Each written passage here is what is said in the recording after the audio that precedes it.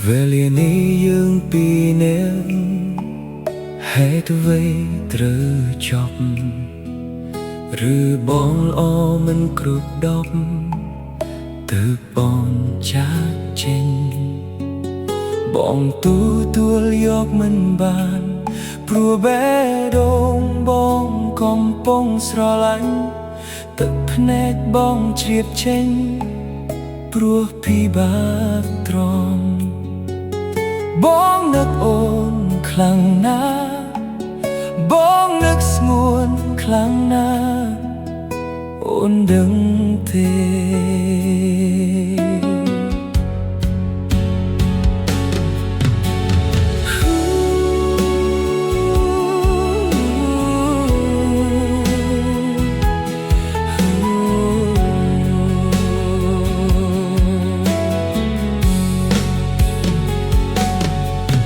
យើងបានសន្យា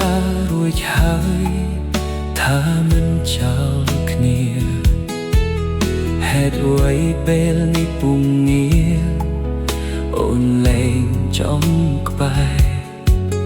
បើសិនបងធ្វើអ្វីខុសប្រាប់មកបងនឹងកែប្រែ